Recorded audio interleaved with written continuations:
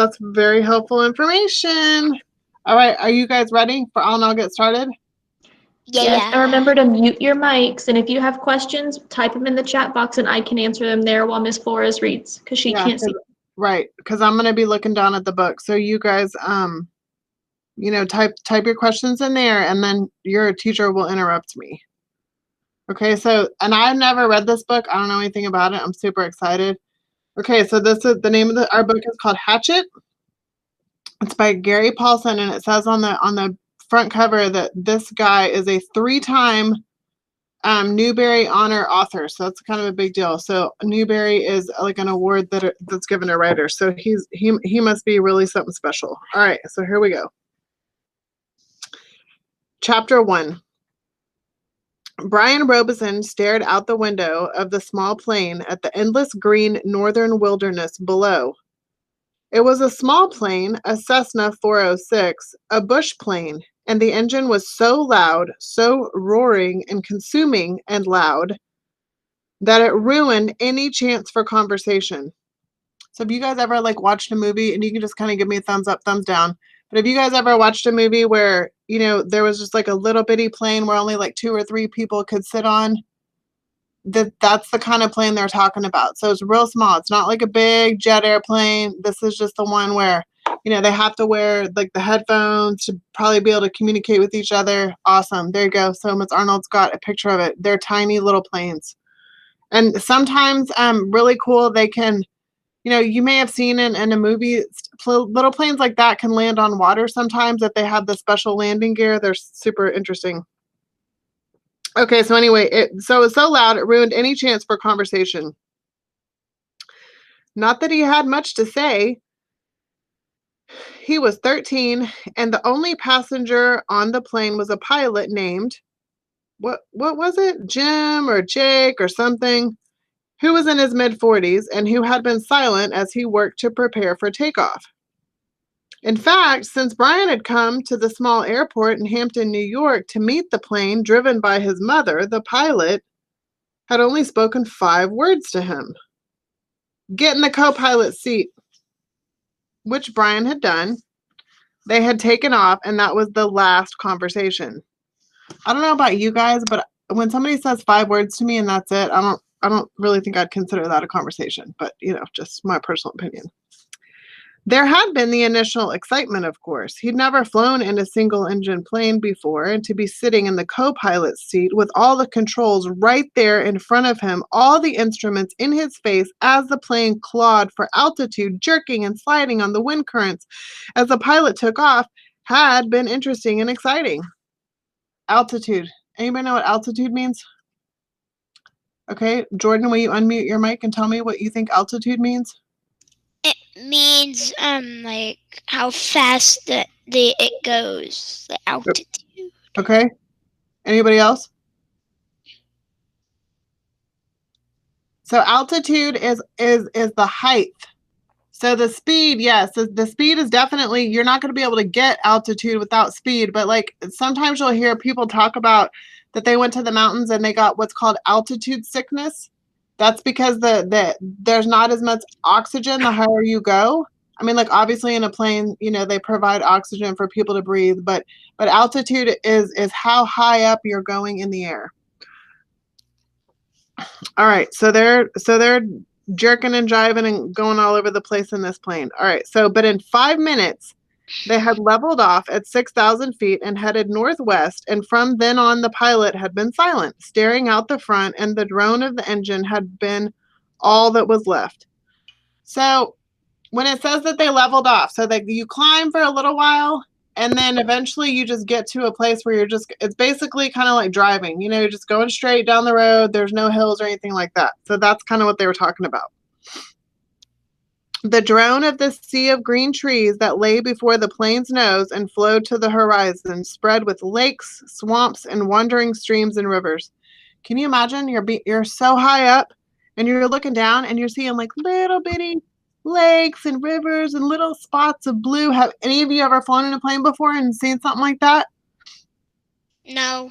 It's really cool. If you ever get to fly on a plane, I highly recommend you requesting a seat next to the window And if you sit next to the window and that totally freaks you out and it makes you feel like crazy weird, then what you can do is you can shut the window so you don't have to look out it. But it's pretty incredible to be able to see what the earth looks like from really high up. So all those are all windows, those are all window seats on a plane. How cool is that? It's pretty exciting. Now Brian sat, looking out the window with the roar thundering through his ears, and he tried to catalog what had led up to his taking this flight. The thinking started. Always it started with a single word: divorce. It was an ugly word, he thought. A tearing, ugly word that meant fights and yelling, lawyers. God, he thought, how he hated lawyers who sat in their comfortable smiles and tried to explain to him in legal terms how all this was going to be lived and it was coming apart and the breaking and the shattering of all the solid things. Oh, his home, his life, all the solid things. Divorce, a breaking word, an ugly breaking word. Divorce. Secrets. No, not secrets as much as just the secret. What he knew and had not told anybody, what he knew about his mother that had caused the divorce, what he knew, the secret. Divorce, the secret. Brian felt his eyes beginning to burn, and he knew there would be tears. He had cried for a time, but that was gone now. He didn't cry now. Instead, his eyes burned and tears came, the seeping tears that burned. But he didn't cry. He wiped his eyes with a finger and looked at the pilot out of the corner of his eye to make sure he hadn't noticed the burning and tears. The pilot sat large, his hands lightly on the wheel, feet on the rubber pedals. He seemed more like a machine than a man, an extension of the plane. On the dashboard in front of him, Brian saw the dials, switches, meters, knobs, levers, cranks, lights, handles that were wiggling and flickering, all indicating nothing that he understood, and the pilot seemed the same way, part of the plane, not human. When he saw Brian look at him, the pilot seemed to open up a bit and smiled. Ever fly in the co-pilot seat before? He leaned over and lifted the head seat off his right ear and put it on his temple, yelling to overcome the sound of the engine. Brian shook his head. He had never been in any kind of plane, never seen the cockpit of a plane except in films or television. It was loud and confusing. First time. It's not as complicated as it looks. A good plane like this almost flies itself, the pilot shrugged. Makes my job easy. He took Brian's left arm. Here, put your hands on the controls, your feet on the rubber pedals, and I'll show you what I mean. Brian shook his head. I'd better not. Sure, try it. Brian reached out and took the wheel in a grip so tight his knuckles were white. So imagine if you make a fist right now, if you just like, I don't know, I'm gonna grab onto a marker, okay? Grabbing on, and if I clench so tightly that it turns my knuckles white, that means that all the blood is running out of the knuckles of my hand. Then sometimes you'll hear that term white knuckling, it means that you're like so scared or so stressed out. So why Demarius asking, why would he do that? So it's the same reason that when I was a little kid, my mom's driving the car and she tells me, hey, grab the steering wheel and like just touch it. He's not actually like letting him drive the plane. He's just letting him like, be a part of it and like have an experience or, and is that the smartest thing to do? No, probably not, but it sure does make for a good story. So, okay, let's see what happens. All right. Here, put your hands on the control, your feet in the rubber pedals, and I'll show you what I mean. Brian shook his head. Oh, I'd better not. Sure, try it.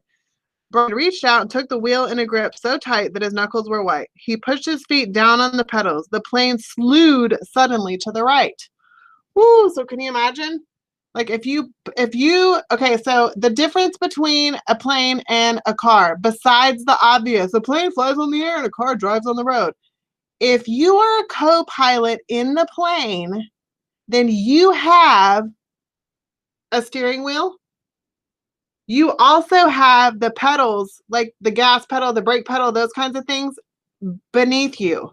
So just because you're in the co-pilot seat doesn't mean you're flying the plane, but you could be. So if you can imagine being in a car and this may happen to you, like if you ever had an older brother or sister who took driver's ed, they had to drive with like a person who's kind of bossing them around and telling them what to do. That person has their own gas pedals and brake pedals in the bottom of where you would normally sit in the passenger seat of a car. Funny story, my driver's ed driver had to slam on the brakes a time or two when taught me how to drive. I wasn't very good. Anyway, all right, back to this. So the plane slewed suddenly to the right. Not so hard. Take her light. Take her light. Brian eased off, relaxed his grip.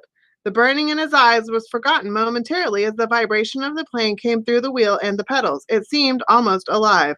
See? The pilot let go of his wheel, raised his hands in the air, and took his feet off the pedals to show Brian he was actually flying the plane alone. Can you imagine if you're in a plane and the pilot's like, "Ah, look, no hands." Oh, exactly, Josiah. You'd be like, "No, thank you. I really don't want to have this experience right now. Don't want to know what that's terrible. Terrible, terrible, terrible." So the pilot says, "Simple. Now turn the wheel a little to the right and push on the right rudder pedal a small amount." So the rudders are the way that you control your it's the way that you control some of the parts that are on the wings in order to like maneuver. Brian turned the wheel slightly and the plane immediately banked to the right, and when he pressed the right rudder pedal, the nose slid across the horizon to the right. He let off on the pressure and straightened the wheel, and the plane righted itself. Now you can turn. Bring her back up to the left a little. Brian turned the wheel left, pushed on the left pedal, and the plane came back around. It's easy, he smiled, at least this part. The pilot nodded. All of flying is easy. It just takes learning like everything else. Like everything else. He took the controls back and then reached up, rubbed his left shoulder. Aches and pains, must be getting old. Brian let go of the controls and moved his feet away from the pedals as the pilot put his hands on the wheel. Thank you.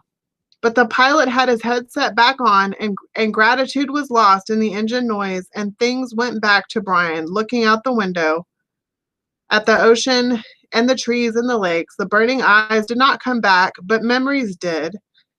Memories came flooding back. The words, always the words, divorce, the secret, fights, split, the big split. Brian's father did not understand as Brian did. Knew only that Brian's mother wanted to break the marriage apart. The split had come, and then the divorce, all so fast, and the court had left him with his mother except for the summers and what the judge called visitation rights. So formal. Brian hated judges as he hated lawyers.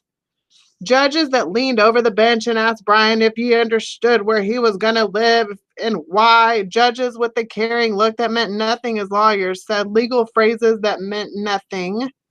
In the summer, Brian would live with his father. In the school year, with his mother. That's what the judge said. After looking at the papers on his desk and listening to the lawyers talk, words. Now the plane lurched slightly to the right, and Brian looked at the pilot. He was rubbing his shoulder again, and there was a sudden smell of, body gas in the plane. I don't know what that means, right? So disgusting. It starts with an F and ends with a T. First one to type it in the chat wins. Oh, good job. Brian turned back to avoid embarrassing the pilot, who was obviously in some discomfort. He must be having stomach troubles. Ew, gross. So this first summer, when he was allowed to have visitation rights with his father, with the divorce only 1 month old, Brian was heading north. His father was a mechanical engineer who had designed or invented a new drill bit for oil drilling, a self-cleaning, self-sharpening bit. He was working in the oil fields of Canada up on the tree line where the tundra started and the forest ended. Anybody ever heard of the tree line? Do you know what that is? Do you know why they call it that? If you go high enough in the mountains, there is literally a line where the trees stop growing. They only grow up to, and there's nothing green. The rest of it is just rock. Why in the world would there be nothing growing above a certain line? Anybody have any ideas? No? Penelope, what's your idea, baby? You gotta there you go. It's because it gets too cold for anything to grow. Okay. Too cold, no oxygen, no air. Yes, absolutely. So temperature and the thinning of the oxygen, absolutely. Nothing can grow up there. There's just not enough oxygen, not enough air. That's absolutely correct. And so it's really cool if you go to the mountains, you can absolutely, I mean, I just remember when I was a kid and went one time, I was fascinated, just stared out of binoculars like all day. I'm like, I can't believe it. It's so weird. There's nothing growing there. So, oh boy, now I have to find my place. That's going to be fun. All right, I think I got it. Okay, so it's where the forest ended. Brian was riding up from New York with some drilling equipment. It was latched down in the rear of the plane next to the fabric bag the pilot had called a survival pack, which had emergency supplies in case they had to make an emergency landing that had to be specifically made in the city. Riding in the bush plane with the pilot named Jim or Jake or something like that, who had turned out to be an all right guy, letting him fly and all, except for the smell. Ugh, now there was a constant odor, and Brian took another look at the pilot, found himself rubbing his shoulder and down the arm now, the left arm, letting go more gas and wincing. Oh, probably something he ate, Brian thought. I know, it's so disgusting. Penelope, I see you laughing your head off over there. His mother had driven from the city to meet the plane at Hampton, where it came to pick up the drilling equipment. A drive in silence, a long drive in silence. 2.5 hours of sitting in the car, staring out the window of the plane. Once, after an hour, when they were out of the city, she turned to him. Look, can't we talk this over? Can't we talk this out? Can't you tell me what's bothering you? And there were the words again. Divorce, split, the secret. How could he tell her that he knew? So he remained silent, shook his head, and continued to stare unseeing at the countryside, and his mother had gone back to driving, only to speak to him one more time when they were close to Hampton. She reached over the back of the seat and brought up a paper sack. I got something for you for the trip. Brian took the sack and opened the top. Inside there was a hatchet. Ooh, the hatchet. We're on page 8, and they already brought it up. Can't wait to find out like why this guy's gonna have to use it, or what he's gonna do with it, or what secret powers it has, or oh my gosh, so exciting. The kind with a steel handle and a rubber hand grip. The head was in a stout leather case that had a brass riveted belt loop. It goes on your belt, his mother spoke now without looking at him. There were some farm trucks on the roads now, and she had to weave through them and watch traffic. The man at the store said you could use it, you know, in the woods with your father. Dad, he thought, not my father, my dad. Thanks, it's really nice, but the words sounded hollow even to Brian. Try it on, see how it looks on your belt. And he would normally have said no, that it looked too hokey to have a hatchet on your belt. Those were the normal things he would say, but his voice was thin, had a sound like something thin that would break if you touched it. And he felt bad for not speaking to her, knowing that he knew, even with the anger, the hot white hate of his anger at her, he still felt bad for not speaking to her, and so to humor her, he loosened his belt and pulled the right side out and put the hatchet on and rethreaded the belt.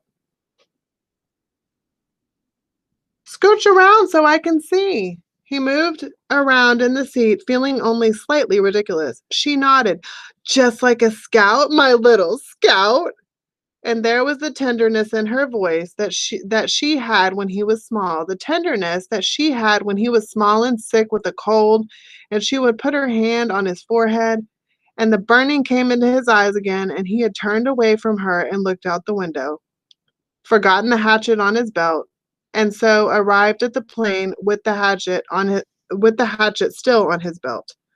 Because it was a bush flight from a small airport, there had been no security and the plane had been waiting, with the engine running when he arrived, and he had grabbed his suitcase and pack bag and run for the plane without stopping to remove the hatchet.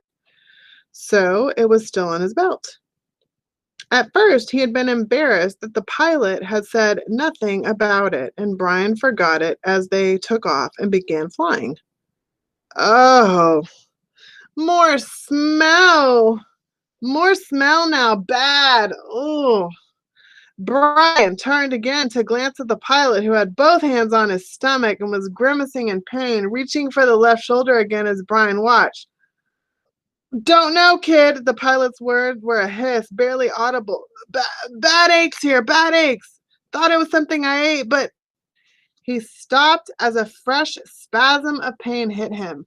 So have you ever seen somebody who has a spasm of pain? They're like, oh, like they can't control their body. You know, like and I know some of you it's close to lunchtime, so I don't really want to like gross you out, but like when your stomach it spasms when you're sick and when you're upset and when like whenever you have to throw up.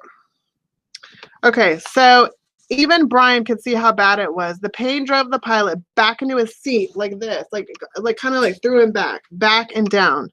I've never had anything like this. The pilot reached for the switch on his mic cord, his hand coming up in a small arc from his stomach, and he flipped the switch and said, "This is flight 464." Or sorry, I said, "This is flight 46."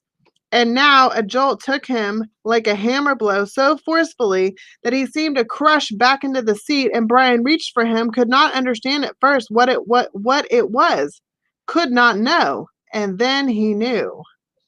Brian knew.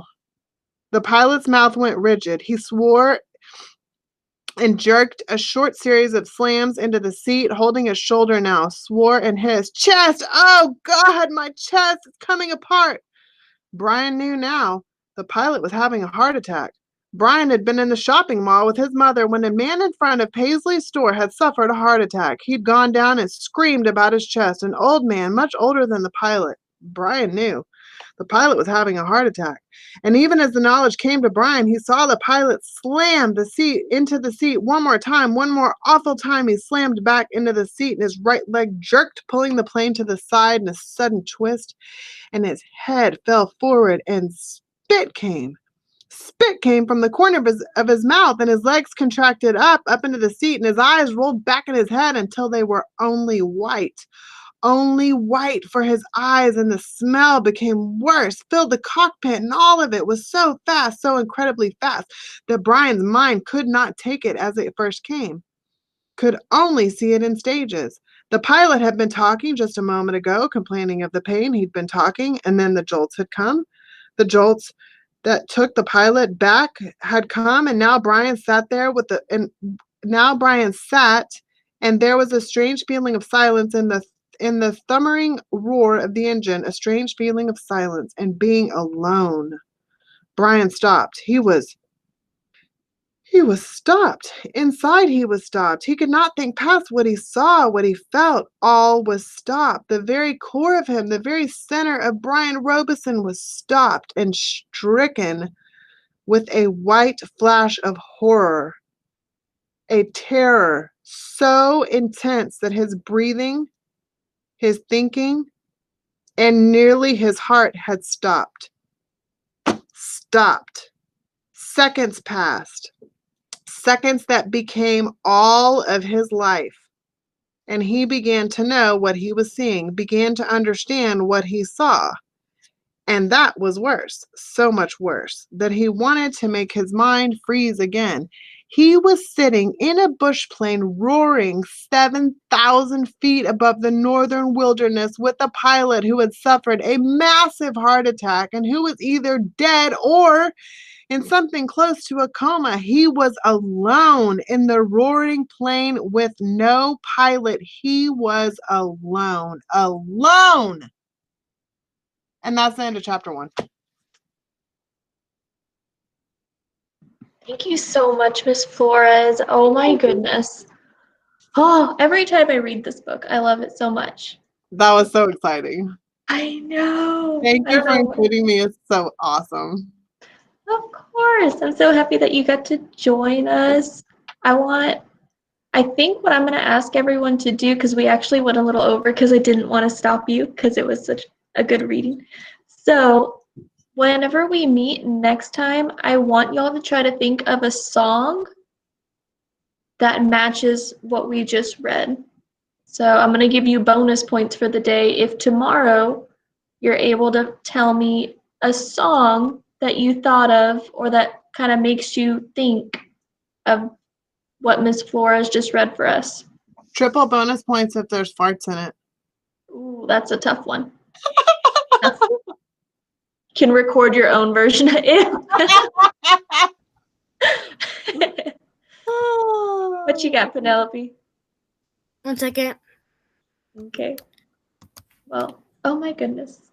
That was so exciting. I'm so excited to hear the next chapter. So I don't know when we're gonna be able to do that again, but if you're free tomorrow, I'd love for you to come. Let me see. I am free. I should be. I have a meeting that ends at 12:30. Miss Arnold. Yes, Jordan? What happened while I was gonna get my apples? What do you mean what happened? We got a little teaser of that, and I think you already remember what happened. You were right about the pilot. Yep. Oh, crazy. Are you typing it out, Penelope? It's on right now. It's just loading. Okay. All right, guys. Well, I definitely hope your teacher invites me tomorrow. My plan is that I'm going to be available at the same time, 12:40. So just send me an invite, Ms. Arnold. Thank you for including me. I miss you guys. I love you guys. I'm here if you need me. Thank you, Miss Flores. Absolutely. That was so much fun. Bye, guys. Bye. Penelope, I can hear it. I like it. That's a pretty good song. So Penelope got that one. But It's there's my favorite song in the whole more. world. There are plenty more songs that y'all can choose from. So tomorrow I want y'all to try really hard to think tonight if you're finished with all your work. I want y'all to try to think of a song that kind of matches chapter 1 of Hatchet. So Penelope just found, I want to say Demi Lovato, that's the heart attack song. Yeah. So I'm like, well, that makes sense. She's having a heart attack. There we go. And I really love 21 Pilots. It's one of my favorites too. And you know what? Even just that band name, that's pretty good. 21 Pilots. I have one. Lost in Okay. the Woods. Before everyone goes, make sure you finish all your work. Please check back for the private comments, okay? And see what your grade was, 150, 25, whatever it is. And if you got 100, make sure you're thinking of the song. And if you're all good, you have no questions, I'll see you tomorrow at 8. Bye. Bye. Thank y'all for joining. So, for the songs, I have one. So we whenever Rob's, whatever his name is, whenever has a hatchet. What's Brian? his name? Yeah. I have one song whenever he was lost in the woods. The one I'm sitting in? We'll try to think of one that matches for right now. For this first chapter. So he's in a plane, he's stranded there. The pilot that he was with had a heart attack. Try to see if you can think of a song that matches that.